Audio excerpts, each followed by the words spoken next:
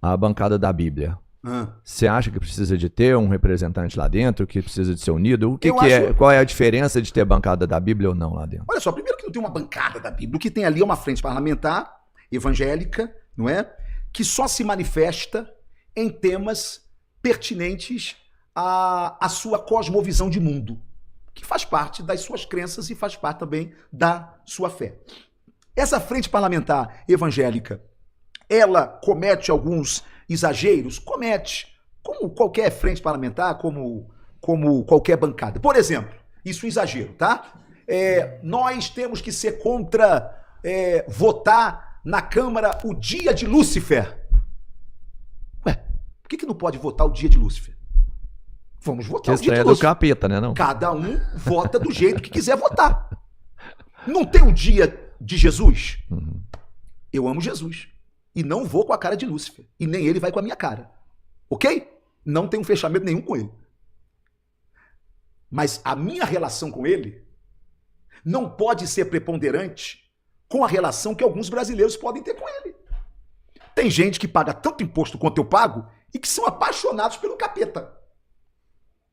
E essas pessoas querem ter um dia para homenagear o cão. Vamos para o parlamento e vamos votar democraticamente.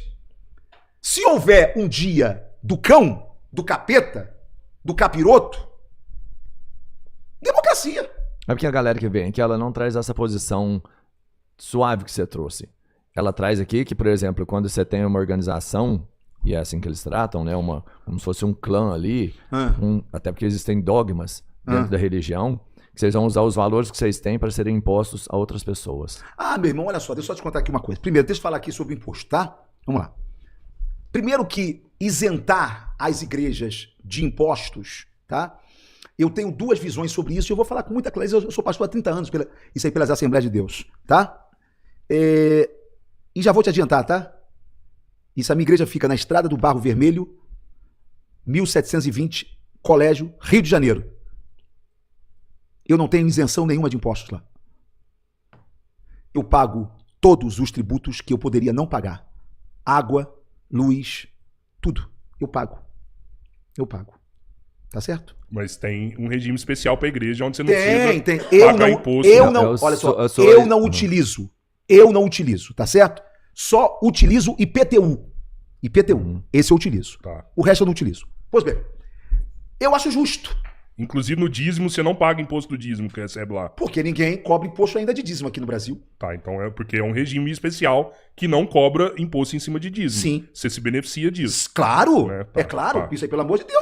Claro. Até porque parte-se do... Não é ilegal. Não parte-se do princípio que o cara que entregou o dízimo na igreja, ele já é um pagador de impostos. Uhum. Portanto, existe uma visão de bitributação nesse caso. Ou seja, ele já é um pagador de impostos, aquele dízimo ali já faz parte do que ele já debitou já de imposto, certo? Por que que ele agora tem que ser tributado no dízimo que ele entrega, tá certo? Vamos lá. Então, o meu primeiro pensamento, acho lícito e não acho nada inconveniente, nada imoral a igreja ser isenta de pagamentos de alguns tributos. Isenta. Por quê? Porque, Robertinho, Rodrigão, o que a igreja, independentemente da canalice do seu sacerdote, da bandidagem do seu sacerdote, porque o sacerdote pode ser corrupto, pode ser um mau caráter, mas a palavra que ele prega ainda é santa, cara. É impressionante como é que Deus, ele vela pela palavra dele, e aquele fiel ali vai ser abençoado se ele tiver fé, independentemente de quão canalha seja o pregador. E aquele pregador um dia vai dar conta a Deus, porque quem usa de mentira e de engano não ficará por muito tempo na minha casa. A lei da semeadura vai servir para todos, ninguém vai escapar, mano. Uma hora, esses bandidos da fé vão bater de frente com o dono da igreja. Eles já perderam a crença até em Deus. Eles pregam, mas eles não acreditam. Mas a palavra é tão viva que ela abençoa quem está na ponta pela fé daquele que está na ponta. Então, o que a igreja faz, cara? Aonde a igreja chega, que o Estado não chega, é algo impressionante. Eu sou carioca, eu sou do Rio de Janeiro, irmão. Se tirar a igreja daquelas favelas, mano, eu vou te dizer, acabou o Rio de Janeiro. Então, a despeito dos malandros, dos corruptos, a maioria de nós, sacerdotes, são homens sérios, trabalhadores. Alguns recebem Bolsa Família, mano, porque não tem como sustentar. Eles não têm sequer salário de igreja. Eu estou falando de 80% dos pastores que não têm salário de igreja. Eu estou falando de mais uns 20%, mais uns 15% que tem um salário digno. E eu estou falando de 1%, 3%, que são os caras que, meu irmão, esquece. Que aí vocês sabem os nomes e tá certo? Agora, por um outro lado, eu acho que a igreja deveria, por um outro lado também, diante desta isenção de impostos, ela deveria minimamente comprovar o que ela devolve para a sociedade em termos concretos. Tá certo? Então, qual é o programa social que aquela igreja desenvolve? Ela entrega 10 cestas básicas? Pronto. Ela usa parte daquele dinheiro para reformar a casa de alguém? Pronto. Ela manda parte daquele dízimo para um orfanato, para uma creche, para um asilo. Ou seja, ela precisava comprovar minimamente que 1%, 2%, 10%, vamos embora, já que nós estamos falando de dízimo, que 10% da receita dela era para o social. Eu sou a favor disso. Eu sou a favor disso. Tá certo? Eu sou a favor disso. E vou dizer uma coisa aqui pra vocês, pra eu não parecer ser um cara hipócrita. Tô dando a minha palavra aqui pra vocês. Tô dando a minha palavra aqui pra vocês, que eu vou entrar com um projeto de lei, porque senão eu vou ser hipócrita aqui, né? Eu vou entrar, eu estou dando a minha palavra pra você e vou mandar aqui o projeto pra vocês, tá? Que eu vou entrar com um projeto de lei de contrapartida da igreja. Quanto é que é a receita? X% daquela receita tem que ir pro social. Independentemente do bem que ela já faz. Porque o bem que ela já faz no nome de Jesus. O que de graça recebeste, de graça dai. Por que tu não faz um projeto pra proibir pastores bilionários e milionários? E aí a gente pegava Edir Macedo, que tem... A igreja até comprova pra onde que vai. Extra 0,1 bilhões. Né? O R.R. Soares, quase 1 bilhão. Silas Malafaia, meio bilhão. Como que esses pastores podem ter tanta grana, velho? Olha só, é um tapa na cara da sociedade e do sacerdócio também. Eu não sei o quanto que eles ganham e eu não sei quais são os rendimentos deles. O que eu sei é que se o regime da igreja deles for um regime de propriedade, ou seja, eles são donos da igreja, tá certo? Como muitos pastores são donos, ou seja, aquela igreja ali é uma capitania hereditária, tá certo? Certo? Ou seja, eles são donos, eles são proprietários da igreja, tá certo? Eu acho que isto precisa ser revisto. Precisa ser revisto, mas é tão difícil você rever isso, porque quando você vai para o documento da igreja, não é aquilo que é na prática. Tá entendendo? Ou seja, no documento, você olha o documento, quem manda é a Assembleia da Igreja. Quem manda são os membros, que a ata... Mas na prática, não. Na prática, não. Mas deixa eu só ser bem objetivo a essa sua pergunta. Ô, Rodrigão, o que vai fazer esses caras que se enriquecem com a fé, não é? Manipulando a fé, e que são... Rodrigo, não tem como um pastor ficar milionário. Só se for ladrão. Isso é muito louco. Não tem como. Milionário não tem como. Ah, mas a igreja dele é uma igreja de milhões. Sim. Mas o princípio do sacerdote moral diz a ele o seguinte, olha, você não pode justificar ser um milionário porque a sua igreja rende tanto, certo? Por quê? Porque o princípio sacerdotal, ele impede esta visão de você enriquecer com o nome de Jesus. É só você pegar a Bíblia, tá certo? Você pode ter uma vida digna, você pode morar numa casa boa, Você pode ter, como qualquer um Todo pode mundo, ter. todo mundo merece, É direito. O que você só não pode fazer é da fé uma empresa. É transformar a igreja em uma companhia empresarial, onde você e sua família mandam, dominam e pronto, acabou. Você está entendendo? Por exemplo, existem igrejas que elas podem ser aparentemente comandadas por uma família, não é assim, por alguém, não é?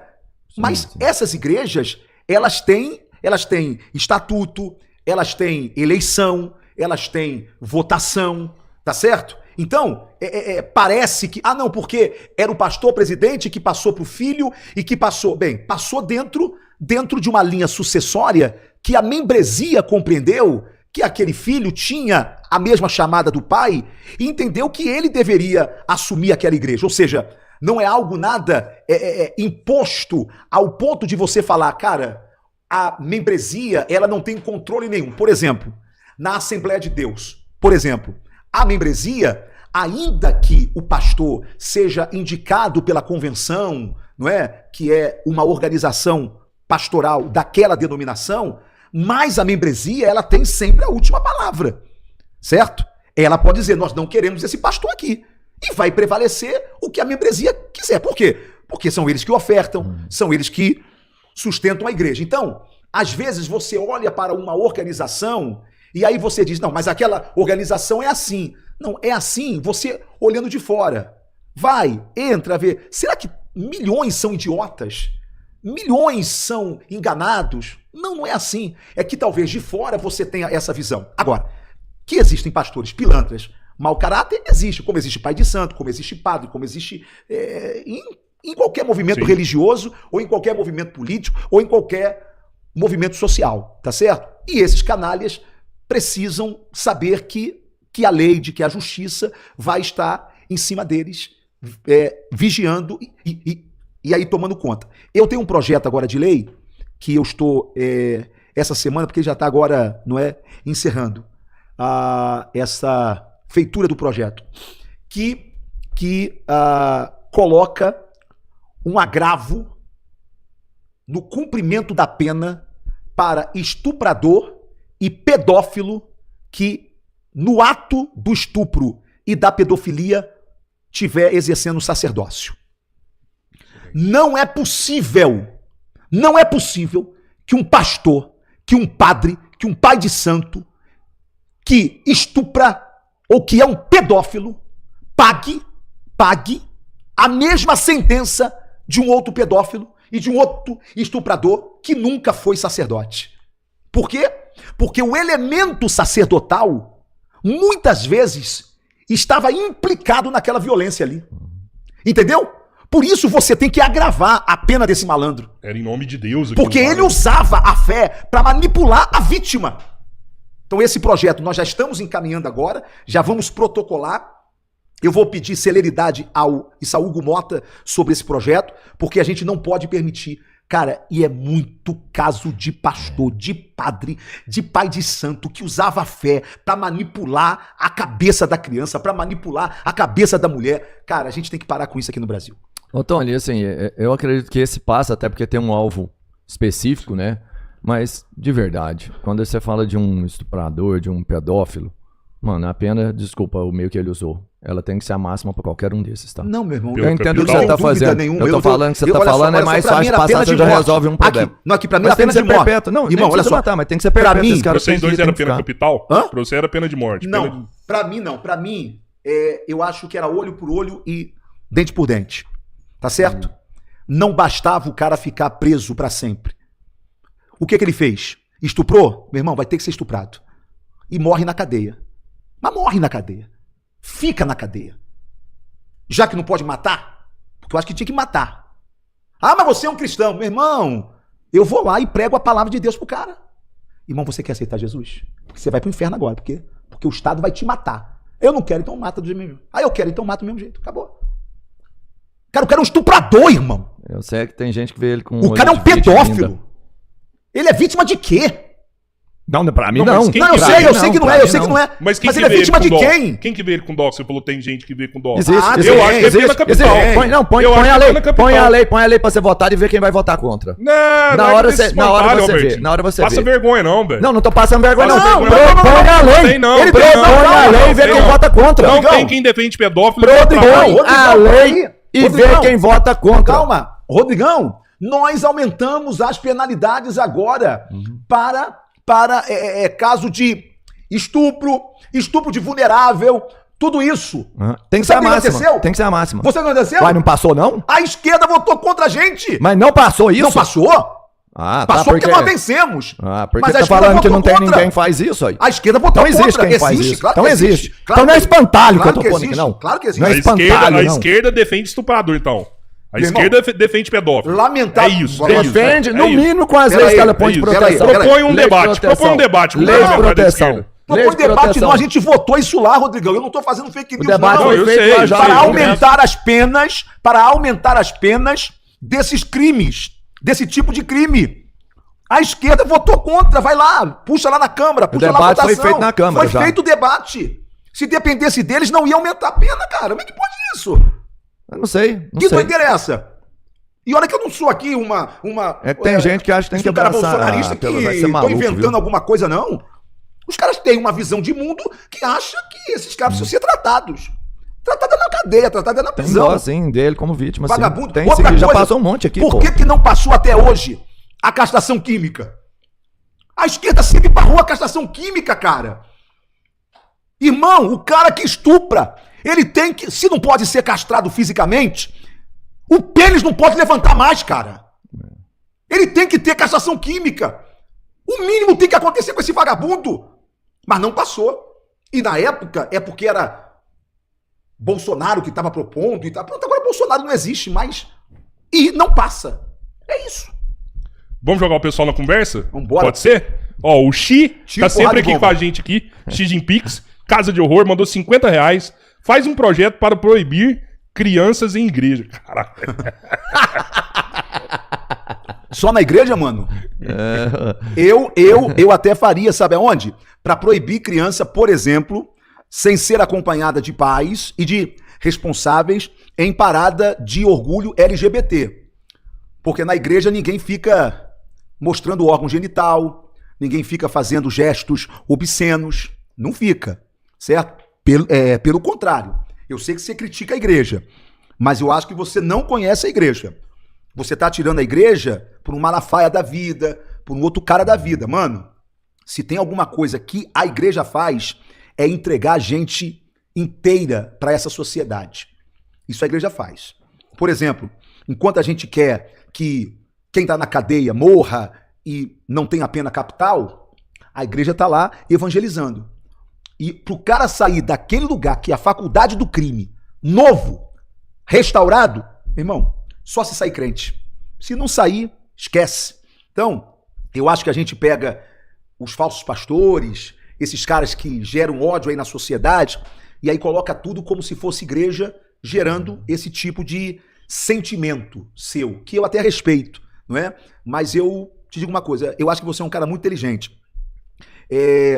Vai numa igreja, faz uma pesquisa de campo, mas não é pra ficar cantando, não, dando glória a Deus, não. Fica quieto. Vai lá, pesquisa de campo. Anda no meio do povo, vê a criançada onde vai estar na hora do culto, passa lá na salinha, ouve o que a professorinha está ensinando a criança, se não é respeitar pai, respeitar mãe, bença pai, bença mãe, respeitar a pátria, não é? Respeitar o próximo. É isso. Eu acho que se você der uma olhadinha, você vai rever esse seu conceito aí sobre a igreja. Mas eu entendo você, tá? Isso eu entendo você. Porque a gente é preconceituoso quando a gente não conhece. Eu tinha muitos preconceitos também. Quando eu fui e vi, alguns dos meus preconceitos se solidificaram.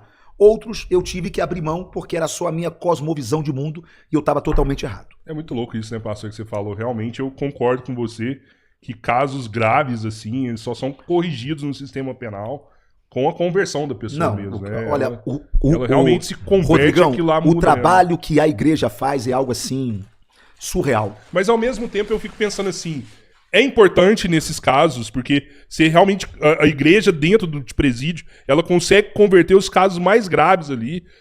Dificilmente o cara seria convertido por um ateísmo, alguma coisa do tipo, né? Mas a hora que você põe numa macrovisão, imagina a religião como um todo, eu tenho minhas dúvidas se ela faz mais bem ou mais mal pro mundo. Nossa Senhora. Até pensando no que você falou aqui nessa conversa nossa de hoje, né? Eu vejo que essa mudança sua foi importante demais dar conta, é bem legal a hora que você conta, né, como que você passa a enxergar o bolsonarismo.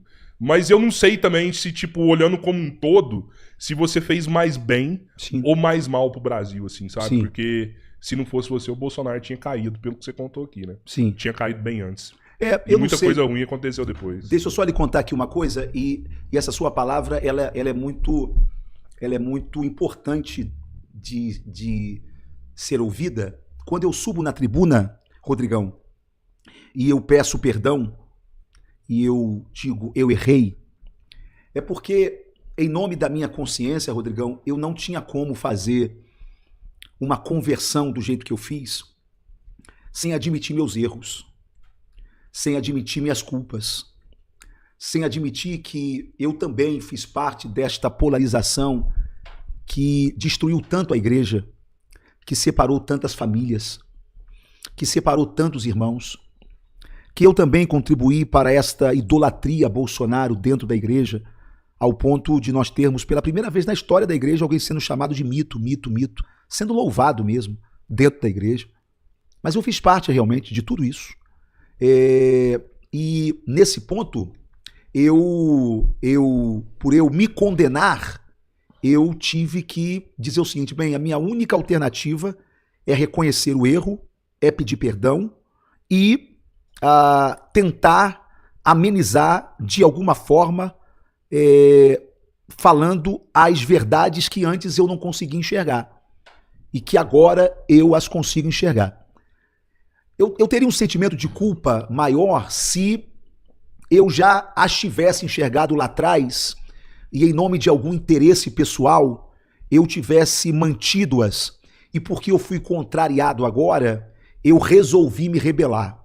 Aí eu não conseguiria nem olhar na tua cara, porque meu pai, o meu falecido pai, ele me ensinou minimamente o que é ter dignidade como homem, né? E a dignidade que o meu falecido pai me ensinou passa por isso, passa por não fingir que nada aconteceu. Portanto, eu não finjo que eu não fiz mal, eu não finjo que eu não errei, eu não finjo que eu não contribuí, não é? Porque se essa fosse a minha intenção, era só não assumir o erro e era só não me comportar como eu estou me comportando. Porque esse comportamento, Rodrigão, meu agora, tira o meu mandato, cara. Sim. De onde vem o meu voto agora? Irmão, a igreja é bolsonarista, irmão. Esquece. Rodrigão, eu perdi 40% dos membros da minha igreja, Rodrigão. Eu sou o pastor da igreja. O cara que eu batizei, que eu orei pela família, que eu apresentei a criança dele no altar, o cara sumiu. E eu fui sentindo falta de fulano, Beltrano, eu fui vendo que a igreja ficou menos gente. Quando eu fui reunir lá os pastores, eles falaram, pastor, é a sua nova posição. Eles não aceitaram o senhor não ser mais bolsonarista. Cara, ali eu vi que a minha guerra era um suicídio. Mas eu disse, eu vou continuar, não é? Tem gente da minha família que não fala comigo, tá certo? E aí se alguém for falar, não, mas esse ódio sempre houve. Não, mentira. Esse ódio é de 2018 pra cá. Antes você votava em Aécio, em Dilma, em Lula, em Serra, em Lula, em Alckmin, discutia ali na família. Tava todo mundo no mesmo churrasco. Colocava a pilha. A pilha era no churrasco mesmo. Era no churrasco a pilha. E todo mundo comia, irmão. Todo mundo saiu um pouquinho chateado ali um com o outro, porque, né, pilha. Mas, meu irmão, acabou. Hoje não. Hoje é ódio. Hoje é pai que mandou filho embora de casa, irmão. Merda. Certo? Hoje é pastor que mandou essa ovelha embora. O que é isso? Então, é contra isso que eu luto. Mas eu também tenho que admitir que eu também contribuí de alguma forma para isso, né? Pelo Ó. menos você tirou a venda. Ah, sim. Sim. E eu não tirei a venda por oportunismo, tá? Sim. Porque não há nenhum oportunismo nisso aí que eu tô fazendo na véspera de uma eleição, cacete. É. Certo? É porque caiu a venda mesmo. E aí eu vi se. Então eu vou tentar agora. Sabe aquele cara que sempre vendeu droga? Que matou? Que fez mal à sociedade? Mas que depois se arrependeu? Ele tem duas opções, cara. Ou ele se mata, ou ele tenta agora salvar outras Montar um vidas. hospital. Montar um hospital, montar uma clínica de reabilitação de drogas. Ele tenta compensar. É o que eu estou fazendo. Se isso vai tirar o meu mandato, tranquilo, não tem problema. Mas não vai tirar o meu caráter, porque eu não coloco o meu caráter no balcão de negócios. É Boa. isso. O Ian Contra Seitas mandou R$20 e falou: Pastor Otônio, as testemunhas de Jeová possuem uma política institucionalizada de proteção a pedófilos. Eu denuncio eles há anos. E sempre a justiça diz: eles têm liberdade religiosa. Nos ajude nisso, pastor. Somos do MAV TJ. Eu vou aqui passar aqui o telefone.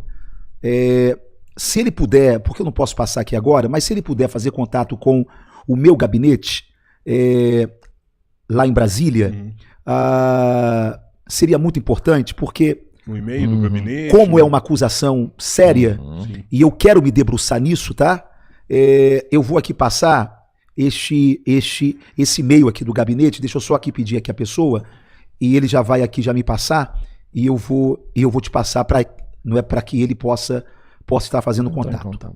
Tá. Isso aí pode vir uma outra pergunta que é. Tá bom, que eu já vou falar aqui qual é o João e-mail. Carlos Meireles. Escreve aqui qual é o nosso e-mail aí do nosso gabinete. Tá bom, por favor, tá? Por favor. Pelo Instagram também, se chamar no direct, sua equipe Sim, responde, não responde. o que pode ser também. Já aproveita e O segue que o pode pastor ser lá no também. Instagram lá. Ó, a gente É tá o aí Tony com- de Paula Oficial. O Tony de Paula Oficial. O-T-O-N-I. E depois a gente passa o e-mail. Tá. O João Carlos Meireles mandou aqui R$10. Pastor, sou bênção. Sugiro ao senhor que faça um projeto de lei proibindo o site de pornografia no Brasil, as bets e os cassinos, tipo o jogo do Tigrinho. Eu não fiz um projeto de lei, mas por causa de uma ação minha no Ministério Público, acabou aquelas propagandas da Fatal Model, isso aí, por exemplo, nessas camisas esportivas e nos estádios de futebol. Antes a Fatal Model e outras agências pornográficas faziam essa propaganda pública e que criança tinha acesso em estádio e estavam patrocinando camisas de clubes, não é? Eu entrei com uma ação no Ministério Público Federal. Esta ação foi recebida pelo Ministério Público Federal e hoje você já não tem mais isso, né? Não foi um projeto de lei, mas foi uma ação nossa junto ao Ministério Público e que nós fomos atendidos, né? Sobre as Boa. bets. Sobre as bets, eu sempre fui contra as bets. Eu até hoje bato muito nas bets. Eu tive coragem de denunciar de que as bets estavam dentro da Câmara comprando deputados. Isso está na tribuna, isso está aí registrado. Eu denunciei o lobby das bets ali dentro, mas infelizmente a bet passou, ou as bets passaram, e aí entra uma ironia, tá? Contra a vontade da esquerda, porque boa parte da esquerda votou contra as bets. As bets só passaram porque havia o interesse tanto do grupo bolsonarista quanto do Centrão, né? Eles se uniram. Aliás, certo, o Brasil precisa saber quantas vezes que o bolsonarismo se uniu ao Centrão, tá? Quando nós flexibilizamos a lei da ficha limpa, o bolsonarismo se uniu com o Centrão, sem a esquerda. Quando nós aprovamos lá na Câmara tanto a lei da ficha limpa, teve um outro projeto também que teve um movimento aí terrível. Deixa eu me lembrar aqui Foi agora. a PEC da blindagem, não? A PEC da blindagem, pronto. Essa não passou. Eles se uniram também tava unida, lá, mas eles estavam unidos demais. Só não passou porque houve um movimento popular muito forte, Sim. não é? E esses jogos, né? Isso aí sobre as bets, eles se uniram também. Então, infelizmente, as bets, e que infelizmente foi sancionada pelo presidente Lula, porque ele poderia ter Poderia vetar. também vetado, né? Mas tem alguns interesses ali e o presidente da República acaba sofrendo algumas pressões Até porque ele veta e aí derruba o veto dele e tá. É real que foi legalizado no governo Temer e que aí no governo Bolsonaro não foi homologado e aí teve uma expansão, Isso. não foi regulamentado e Isso. teve uma expansão Isso. absurda das Isso. bets. É só não regulamentou no governo Bolsonaro. Bolsonaro sempre foi a favor, tá? Da regulamentação. E eu sabia disso. Aham. Mas ele tinha medo da igreja. Ele tinha medo da opinião da igreja. Por isso ele nunca permitiu no governo dele. Regulamentar.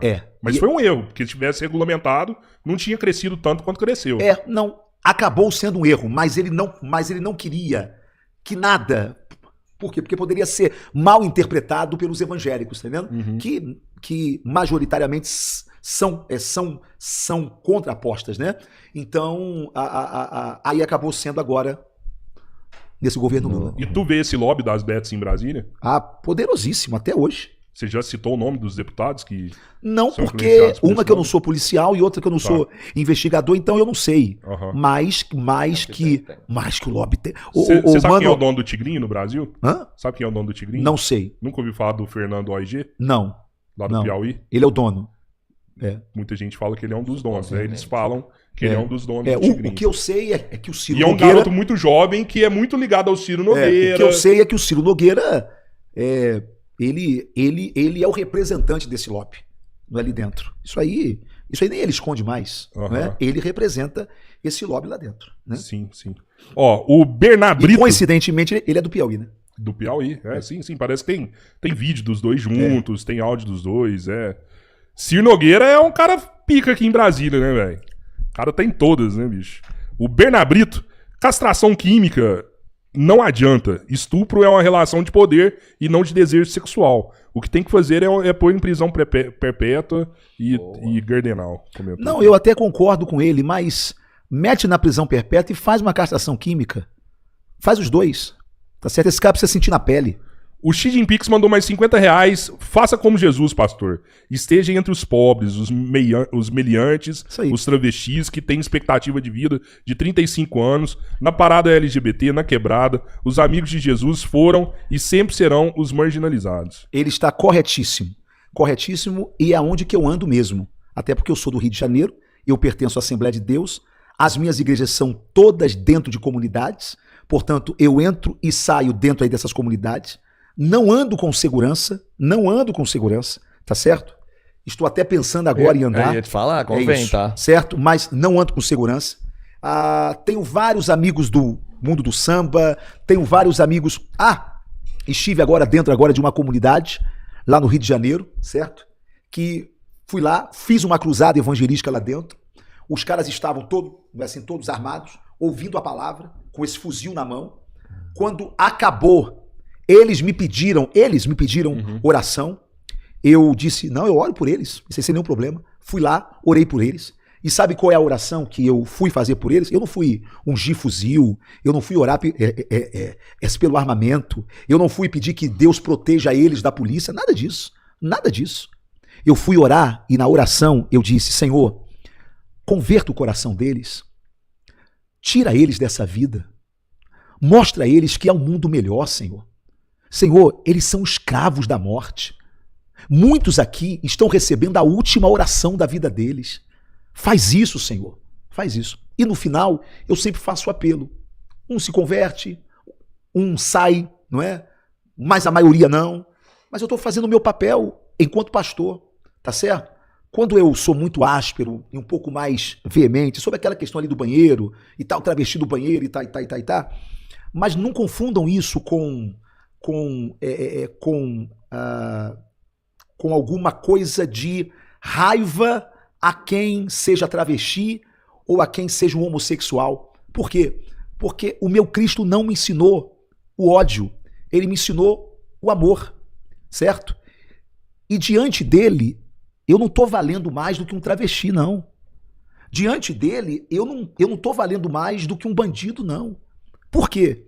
Porque a mesma misericórdia que ele quer para a minha vida, ele quer dar para a vida do outro. A diferença, talvez, é que eu já tenha respondido ao amor de Deus. O outro precisa responder ao amor de Deus. Só quero falar algo para o nosso X que é muito importante. Jesus, quando entra na vida de alguém, ele transforma. O mesmo Jesus que é amor, ele também é justiça. Então, se alguém diz que está em Cristo, nova criatura é. As velhas práticas têm que passar e tudo tem que se fazer novo. Não existe essa, Rodrigão, de que eu tô no mal, eu tô fazendo a coisa errada, mas eu tenho Jesus no coração. Não existe isso, Rodrigão. Quando Jesus entra na vida de alguém, eu não tô falando de religião não, tá?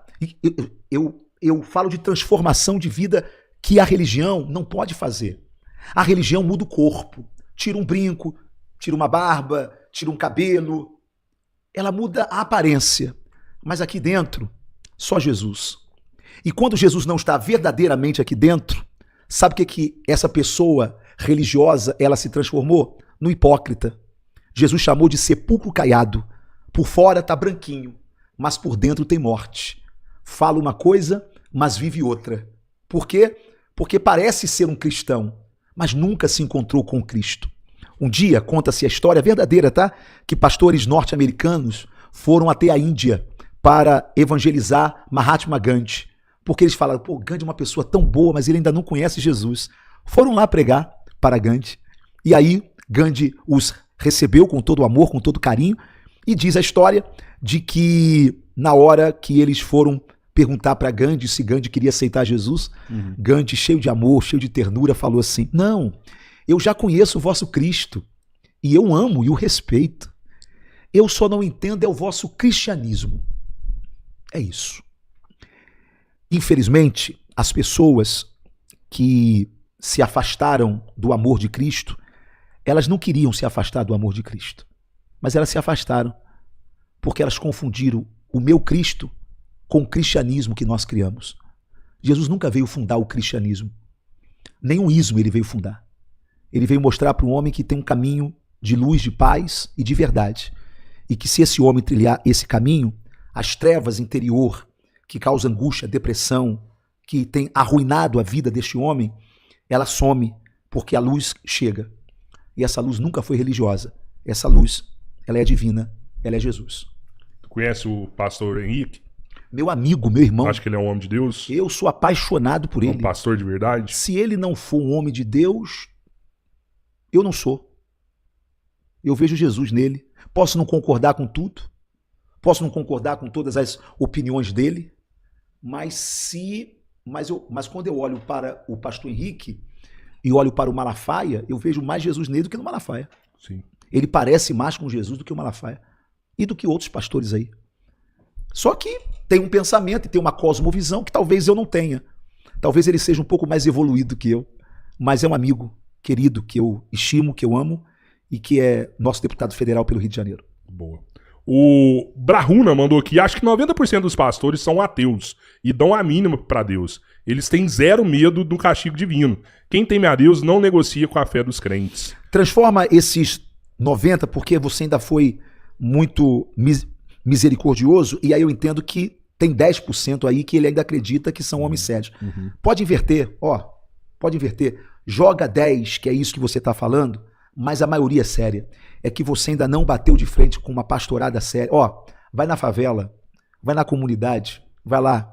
Pastor lá não tem carro, pastor lá trabalha até 5 horas da tarde para estar no púlpito 7 horas da noite, para sair meia-noite, porque ele teve que visitar alguém depois da igreja.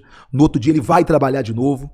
Você vai descobrir que tem muita gente boa nesse ministério pastoral, mas que é, como qualquer área da vida, dominada também por muitos canalhas. O Jean... que explora a fé, ele vai mais rápido, aí ele fica mais visível. Né? Porque ele fica mais famoso, né? Ganha mais dinheiro e tal. Porque ele tem mídia, porque ele tem... Explora. É isso. O Jean mandou aqui, parabéns por sua atuação na Aguerrida, em Seropédica.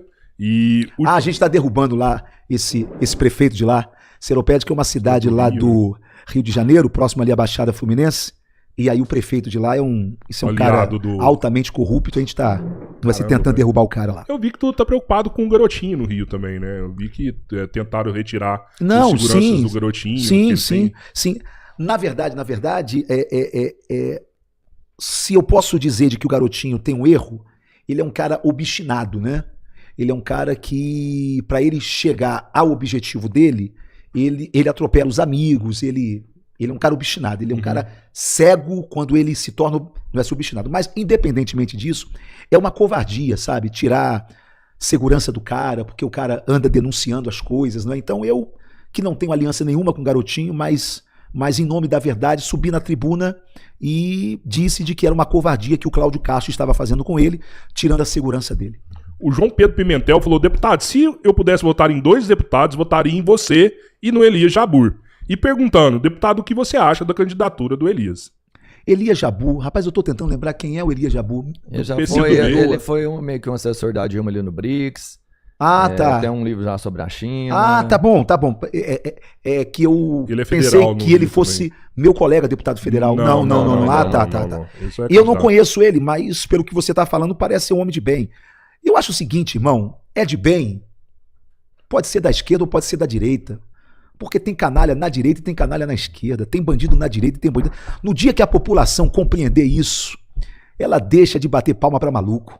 Estamos acabando aqui os superchats. O João mandou aqui R$20. A intervenção federal do Temer em 2018 terminou em janeiro de 2019. Ô Tony, foi coincidência a eleição do Bolsonaro naquela eleição sobre intervenção federal ou houve influência do Braga Neto e outros envolvidos no golpe? Não. Só não houve não. Eu seria leviano sem afirmar isso aqui pra você. Seria leviano. Pelo contrário, tá? Pelo contrário, a favela praticamente toda se levantou contra Bolsonaro na época, não é? Porque sofre muito, né?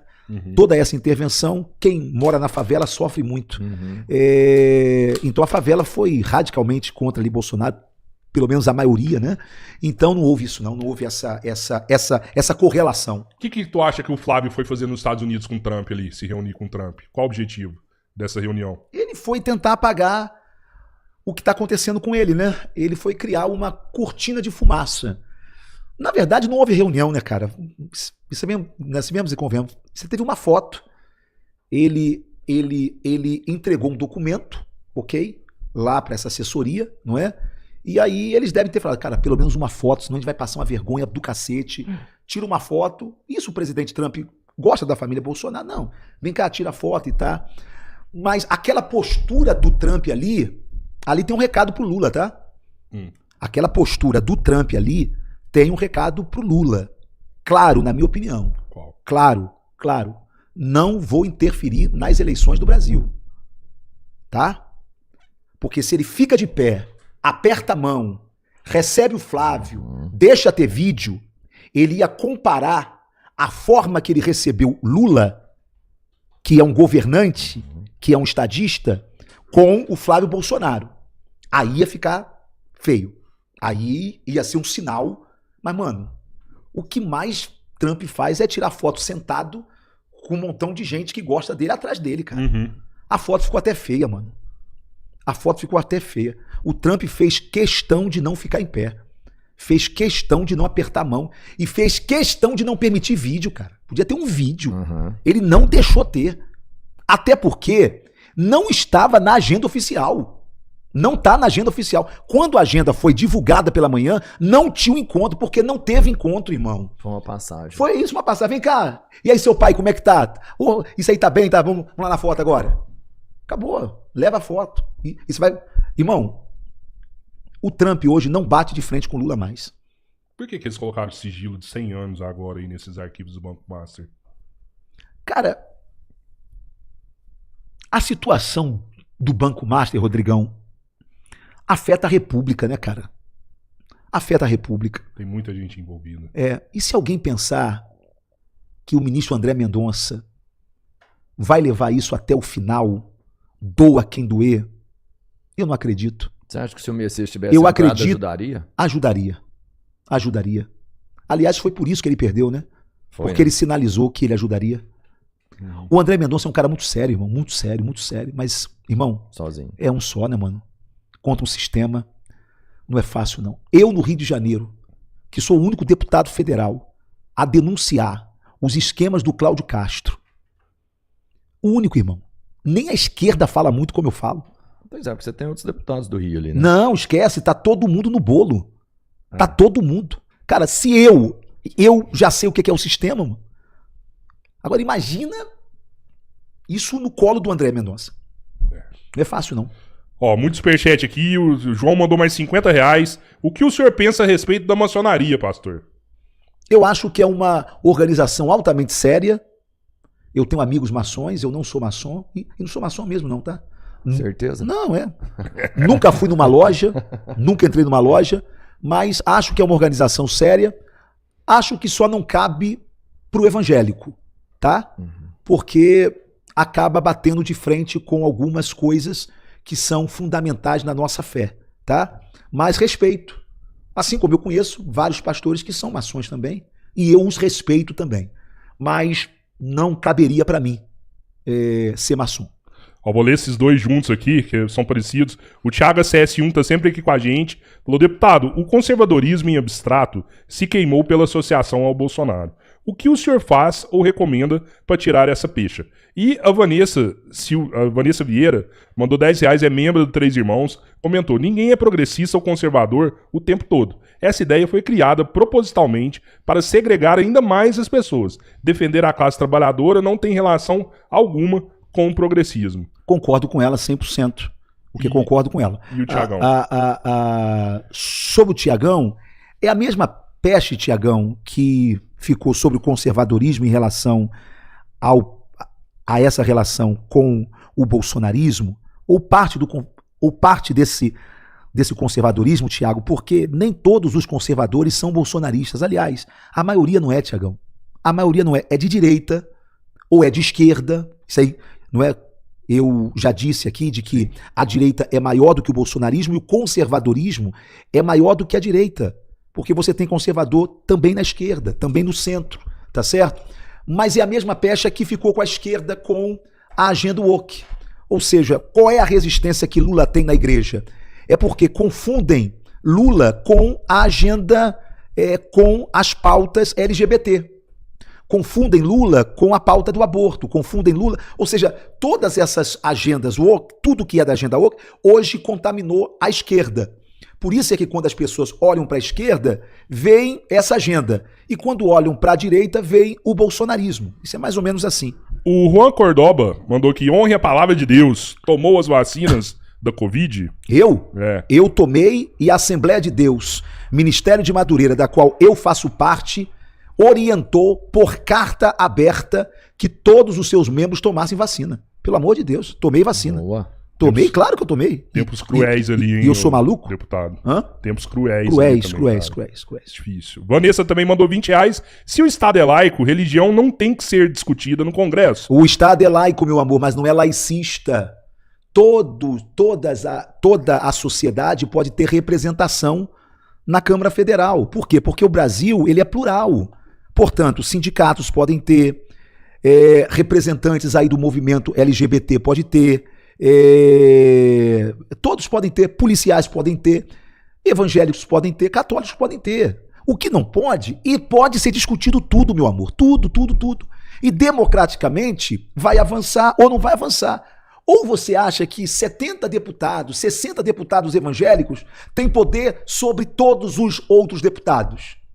Isso não existe, certo? Assim como o movimento LGBT, através da Erika Hilton, vai propor alguma coisa e terá que ser votado, e se houver alguma racionalidade, vota sim ou vota não, tá certo? Também vai ter pautas de interesse de grupos evangélicos ou de grupos católicos que vai ter que passar por aquele congresso plural. Então não tem essa de imposição, ninguém impõe nada, a gente vive aqui numa democracia, não é? O que existe é o jogo do poder e cada um tem que se organizar para ser representativo. Há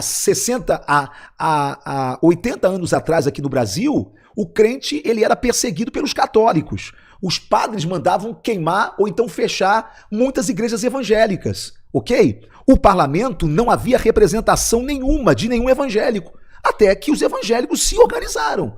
Então, a sociedade precisa se organizar. Todos, satanistas, budistas, seja o que for, se organizem, mande os seus representantes e lá naquele lugar plural, democrático, onde ninguém vai prevalecer sobre ninguém, interesses serão discutidos. Se esses interesses forem coletivos, de boa parte da sociedade, vota sim. Se não for, vota não. Você quer um exemplo agora? O PL e boa parte dessa direita bolsonarista é contra é contra derrubar a escala 6x1. E vai todo mundo votar agora pela derrubada. Por quê? Pressão popular. Democracia é isso. Prevalece a pressão popular. Boa. O João Carlos Meirelles, que é membro aqui do canal, mandou: pastor, o pessoal quer saber muito sua opinião. O senhor é a favor da regulamentação da prostituição como profissão? Não. Eu não sou, assim como eu não sou também a favor da regulamentação do tráfico de drogas como comércio, não é? Eu acho que a prostituição, ela apesar de ser algo que faz parte da nossa realidade, não é? Mas ela é por si só indigna de ser uma profissão, ok? E eu não estou aqui dizendo de que quem usa o corpo para ganhar dinheiro seja uma pessoa indigna.